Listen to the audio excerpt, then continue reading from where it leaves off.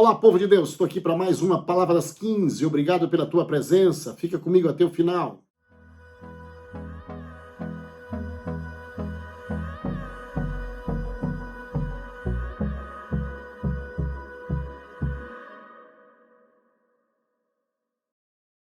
Palavra das 15 já está no ar. Para mim é sempre uma alegria saber que você já está aqui me aguardando.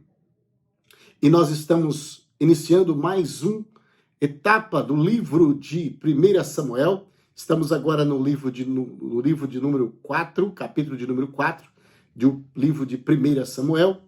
Mas antes de fazer a leitura, eu quero dizer que você é bem-vindo aqui comigo todos os dias de segunda a sexta-feira.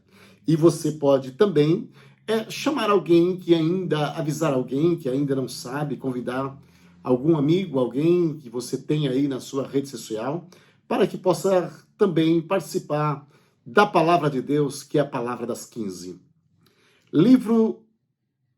Primeiro livro de Samuel, capítulo de número 4, é a passagem que traz o relato sobre as consequências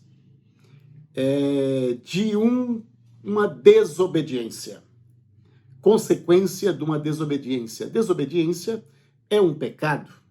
Então a desobediência aqui foi do sacerdote Eli.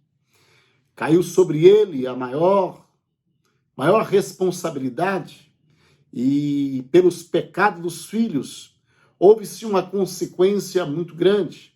E a gente vai aprender aqui que sempre que o líder de uma nação, o líder de uma empresa, o líder da igreja, o líder da casa, quando recai sobre ele as tragédias por conta da desobediência de Deus, mais pessoas são prejudicadas, mais pessoas são atingidas e são prejudicadas. E nós vamos aprender isso no longo desta mensagem. Naquele tempo, Israel estava em guerra com os filisteus. O exército israelita tinha acampado perto de Ebenezer e os filisteus acamparam em Afeque. Verso 2. Os filisteus atacaram e derrotaram o exército de Israel, matando cerca de 4.000 deles. Porque quando a pessoa está em pecado, o exército, quando Israel está em pecado, Israel perdia para um exército de uma meia dúzia de soldados. Mas quando o povo de Israel estava na presença de Deus, não importava o tamanho do exército e quantos exércitos viriam, o Israel vencia, ou seja, Deus vencia a guerra por Israel.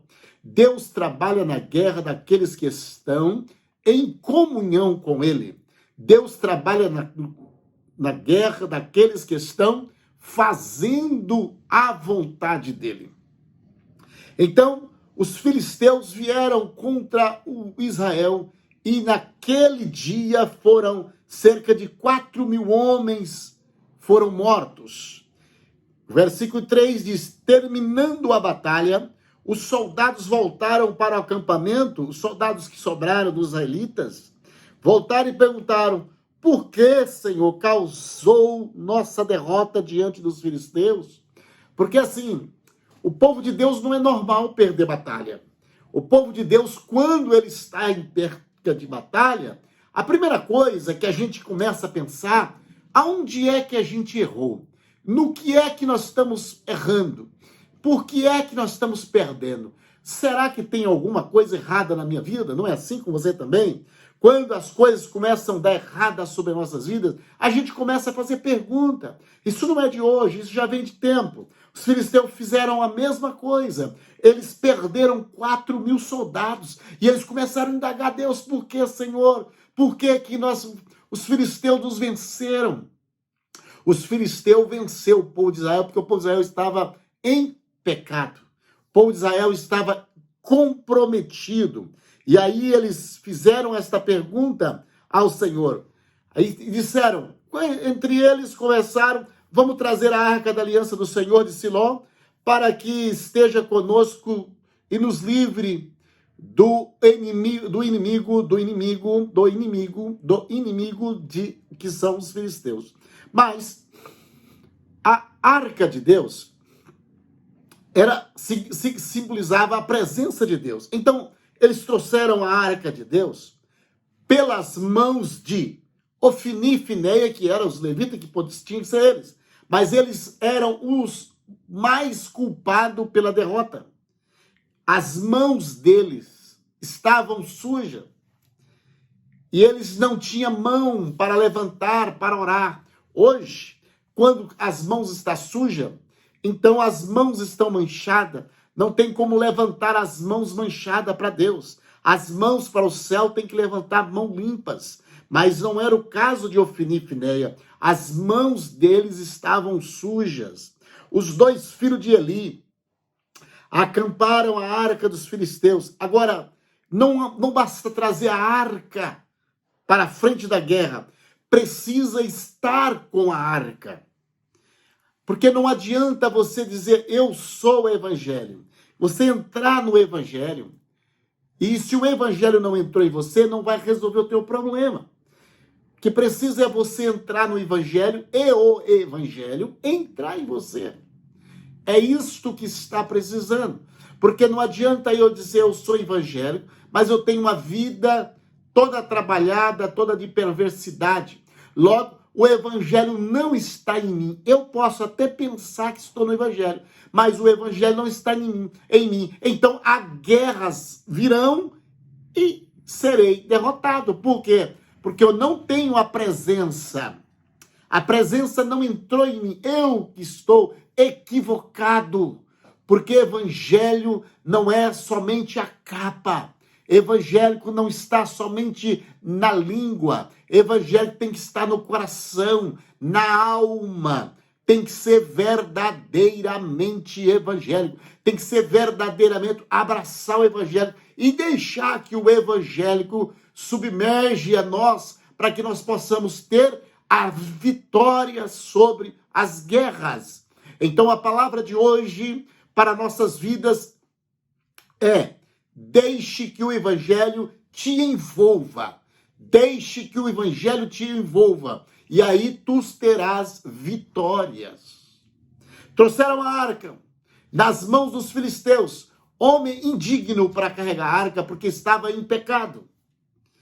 Então, quando os filisteus viram a arca da aliança do Senhor entrando no acampamento, eles começaram a gritar de alegria, porque eles acreditavam que Deus daria vitória para eles. Eles estavam certos. Deus dá a vitória mesmo. Eles já tinham isso como experiência. Então eles vibraram, tremeram o chão e glorificavam a Deus, porque a arca ali estava.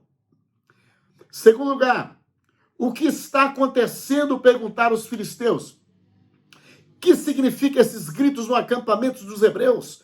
Quando souberam que era porque a arca do Senhor havia chegado, entraram em pânico.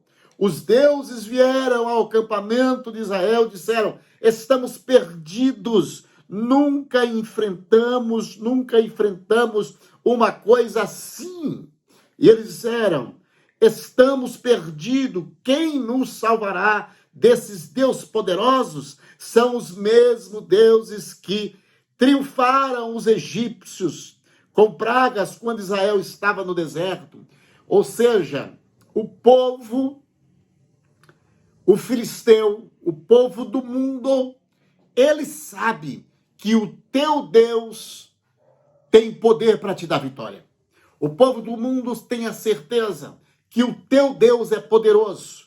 O povo que não estão, os povos que não estão na presença de Deus, que não são evangélicos, que não acreditam no seu Deus, mas eles sabem que o teu Deus é Deus poderoso. E eles sabem, então o inimigo sabe que quando você está com Deus, você é invencível. O inimigo sabe que quando você está com Deus, você é invencível. Então eles tremem de medo, porque eles começam a pensar: como venceremos agora? Você quer vencer o teu filisteu? Entra em Deus e deixa que Deus entre em você também. Porque quando a gente aproxima de Deus com sinceridade, Deus vem nos cobrindo também. E aí nós temos a proteção de Deus. Palavra das 15 para o teu coração na tarde desse dia. Deixa Deus se envolver em você. Você se envolva em Deus e deixa que Deus se envolva em você. Quando você se envolve em Deus, você tem vitória. Quando você se aproxima de Deus, você tem vitória. Quando você deixa Deus se envolver em você, você tem vitória. Em Efésios capítulo 6, verso 10, onde fala sobre a armadura de Deus, e uma das armas ali é o cinto do soldado, e lá diz assim, ó, cinge com o cinto da verdade. Cinge com a verdade, que é Jesus Cristo. Ou seja, deixa que Jesus se envolve em você. Se Jesus estiver envolvido em você, você tem autoridade, você tem poder, e o inimigo vai partir em retirada, ele vai tremer na base, porque você tem Deus Todo-Poderoso. A arca foi levada para frente, os filisteus ficaram com medo, mas a arca não estava com Israel. Israel trouxe a arca, mas a arca não estava, porque Israel estava em pecado. Então, precisamos ter uma vida no altar para que Deus faça coisas grandes em nossas vidas. O que estão acontecendo? Perguntaram os filisteus quando souberam. Então disseram: estamos perdidos. Como venceremos agora Israel com a presença desse Deus que tirou Israel do Egito? O inimigo sabe de tudo. Ele sabe que o teu Deus tem valor, que o teu Deus tem poder. Ele sabe que o teu Deus vence batalha. Eles são testemunha. Eles testemunham do seu Deus. Eles fazem propaganda do seu Deus, o próprio inimigo. E aí vieram-se os homens da liderança, e encorajaram os filisteus contra o povo de Israel. Então os filisteus saíram para a batalha e Israel foi derrotado. A matança foi grande, 30.000 israelitas morreram naquele dia. Os sobreviventes deram meia volta e fugiram das suas tendas. Irmãos, o prejuízo de um pecado, as consequências do pecado de um sacerdote. Olha, primeiro ataque, 4.000 homens. Agora são 30.000 soldados. Então, são 34. Só agora, prejuízo por causa desta situação. Prejuízo porque você que me acompanha nas lives, todos os dias de segunda a sexta-feira, às 15 horas, você vai ver que na live de ontem, nós falávamos sobre os pecados de Eli, ou dos filhos de Eli.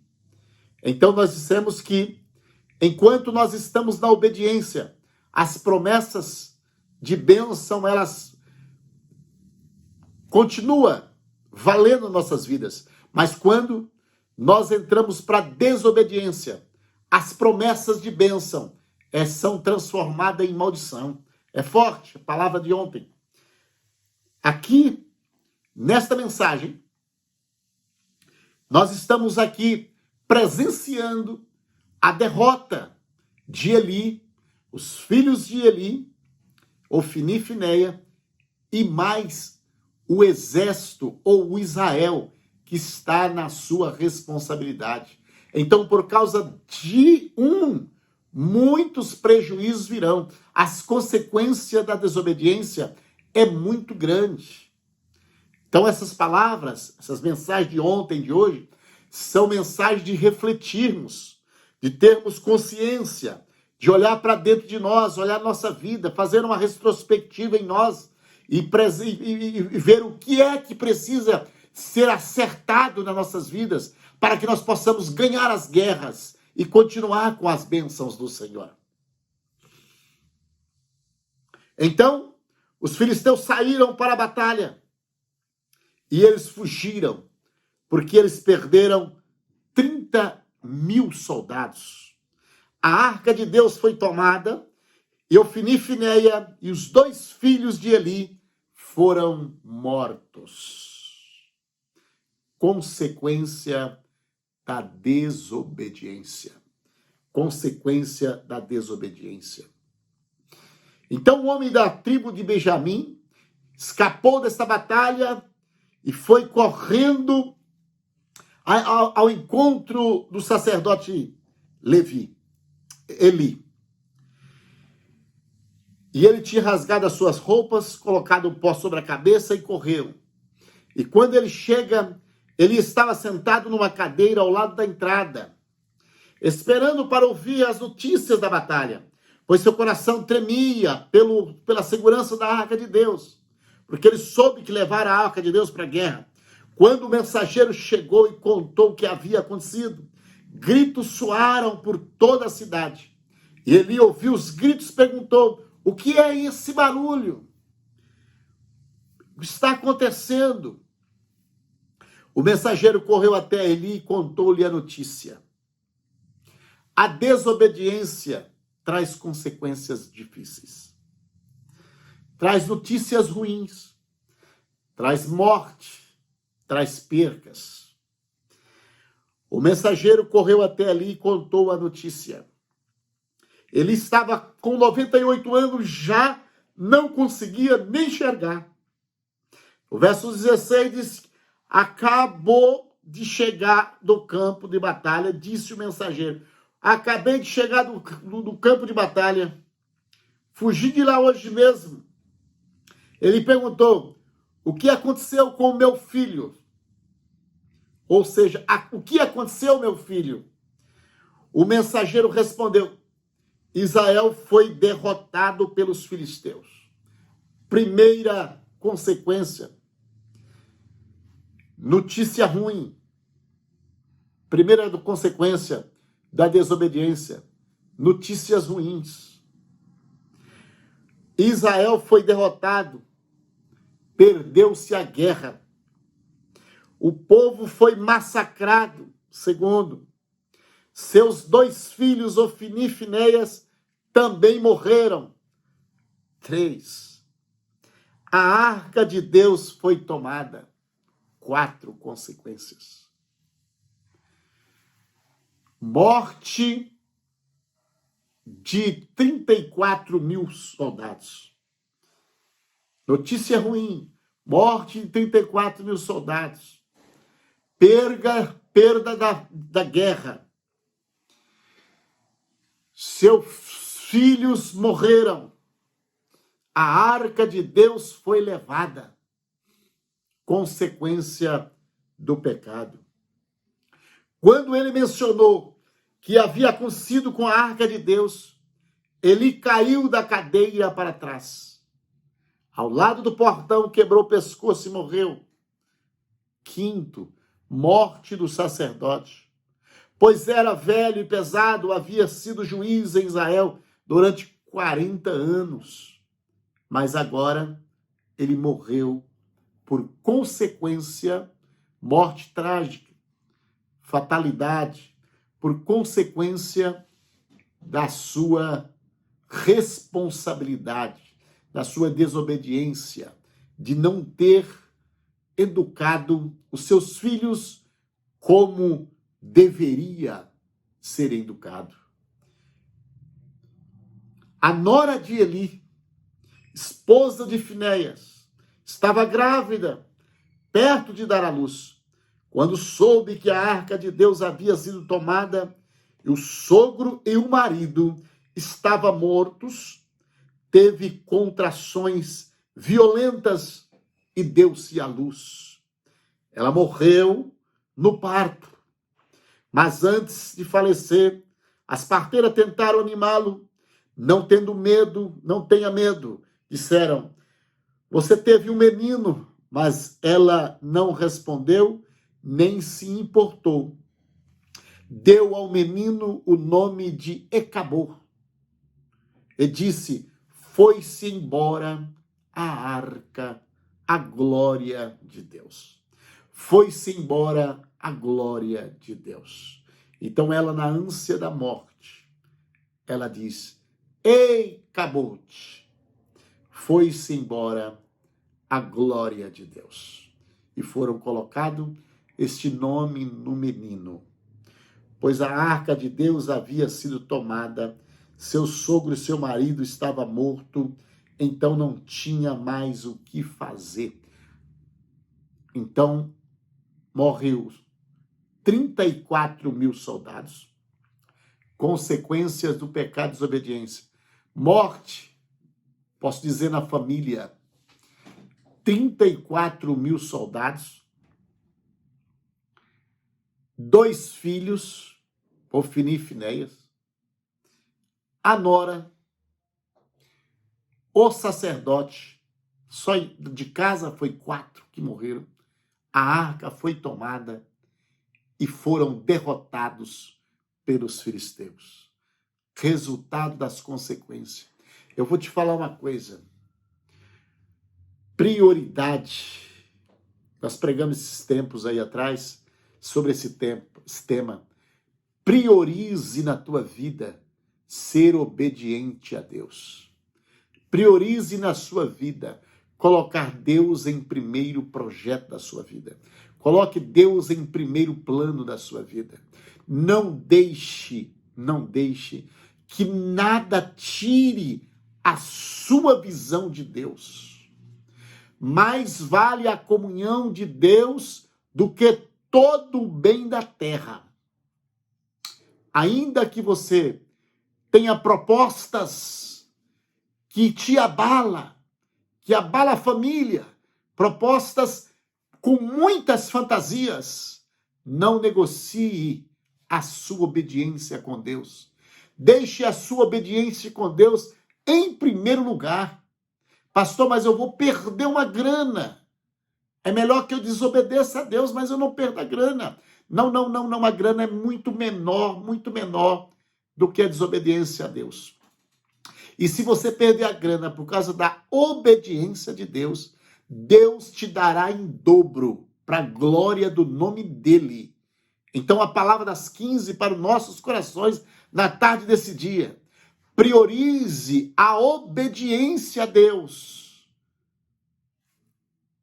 para que não entre em todas as tragédias que aconteceram e que aconteceram aqui neste final de vida aqui, no tempo, os 40 anos, no finalzinho, do sacerdote Eli.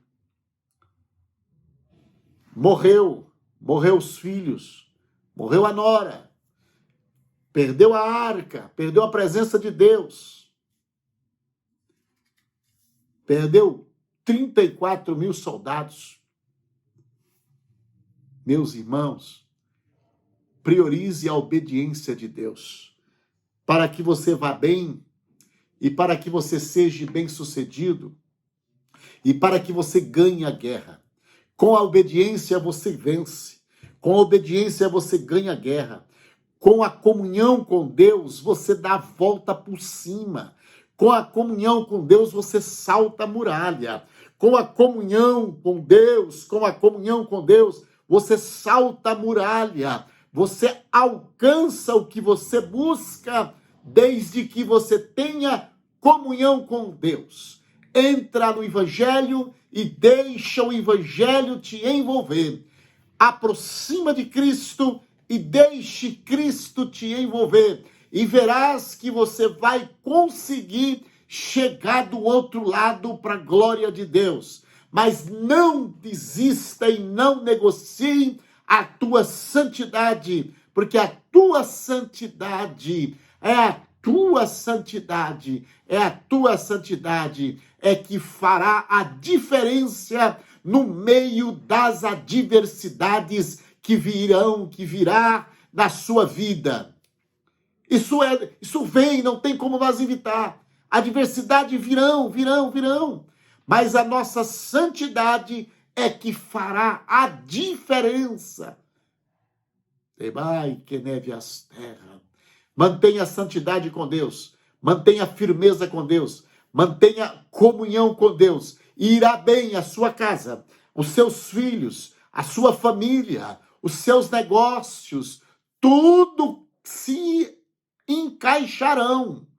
Vão tomar um rumo. Vai dar tudo certo para a glória do nome do Senhor. Então investe na tua santidade. Seja verdadeiros, seja honestos, seja obediente a Deus, desvie do mal, desvie da aparência do mal e verás resultados na sua vida em breve. Palavra das 15 para o teu coração. Arrume a tua casa e verás que a vitória chega lá. Porque vitória não chega onde tem casa desarrumada. Vitória não chega onde está desarrumado, desorganizado. Organiza a tua casa com Cristo e verás que a vitória vai bater palma na porta para chegar na tua casa. Para a glória do nome do Senhor, aceite esta palavra para o teu coração, para a edificação da tua vida, da tua alma, e em todas as áreas da tua vida, serás bem-sucedido para a glória do nome do Senhor. Muito obrigado pela tua presença aqui comigo. Você é sempre bem-vindo. Estarei orando a Deus. Querido Pai, bondoso Santo, te damos graça, meu Deus, pela nossa salvação, Senhor. Eu te louvo, Senhor, pela existência, Senhor, por esta palavra. Senhor, por todos que me seguem, meu Deus, por essas redes sociais, pelo canal do YouTube, Senhor, alcança cada um, meu Pai. Senhor, tu conhece a carência, a necessidade, seja a provisão, seja a proteção, seja o amparo, seja a multiplicação, Senhor, o consolo na vida de cada um. Querido Deus e bondoso Pai, em nome de Jesus Cristo, Senhor, aceite a minha oração.